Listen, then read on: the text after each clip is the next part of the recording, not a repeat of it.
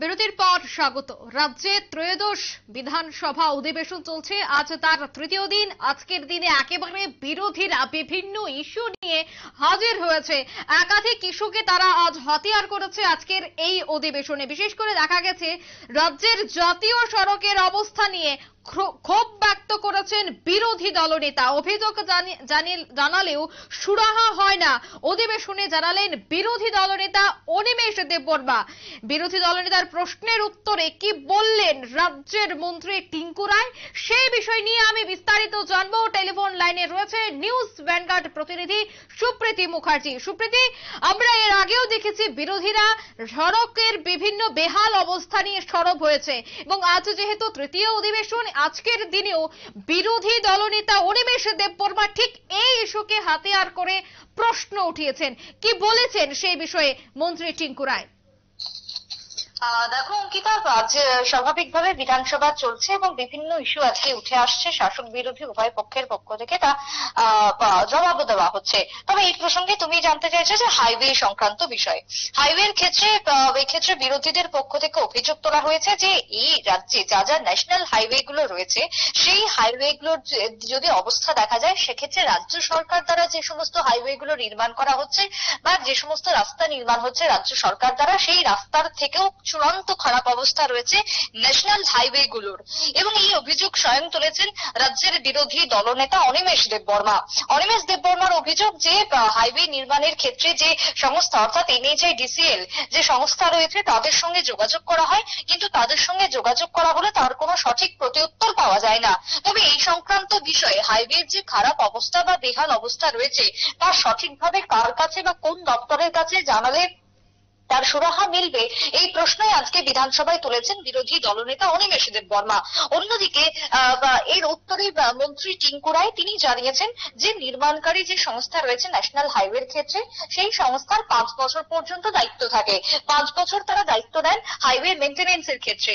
পরবর্তী 5 বছর অর্থাৎ সেই 5 বছর যখন কেটে যায়, অতিক্রম হয়ে যায়, তারপরে সেই দায়িত্ব অটোমেটিক্যালি রাজ্য সরকারের উপর চলে আসে।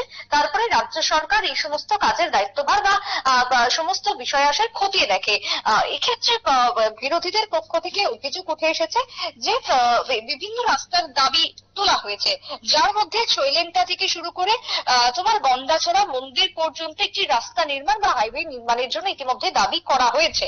যদিও এখনো পর্যন্ত মন্ত্রী টিঙ্কু রায় জানিয়েছেন যে ছৈলেনটা থেকে গন্ডাছড়া পর্যন্ত, গন্ডাছড়া মন্দির পর্যন্ত যে দাবি তোলা হয়েছে, এখনো পর্যন্ত সেই রাস্তা নির্মাণের ক্ষেত্রে কোনো কিছু ভাবনা চিন্তা করা হয়নি। কারণ কি না, কয়েকদিন আগেই তুমি খেয়াল করবে যে নিউজ ভ্যানগার্ড এই খবর সবার আগে সম্প্রচার করেছিল যে তোমার ন্যাশনাল হাইওয়ের ক্ষেত্রে ইতিমধ্যে খোয়াই থেকে ন্যাশনাল হাইওয়ে কার্যত একটি নতুন ভাবে নির্মাণ করা হচ্ছে এবং সেই খবর নিউজ ভ্যানগার্ড সবার আগে দেখিয়েছিল। এই হাইওয়ে নির্মাণের ফলে রাজ্যের ক্ষেত্রে যে আসাম যাওয়ার বা রাজ্য থেকে বের হওয়ার যে এক এবং একমাত্র পথ রয়েছে চুড়াইবাড়ি, তার ক্ষেত্রে এবার বিকল্প পথ তৈরি হতে পারে।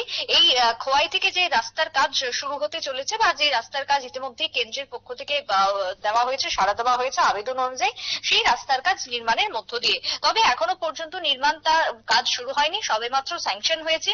আগামী দিনে তার শুরু হয়ে যাবে কাজ এবং সেক্ষেত্রে অনেকটাই সুরাহা হবে যদি আরেকটা ন্যাশনাল হাইওয়ে তৈরি হয়ে যায়।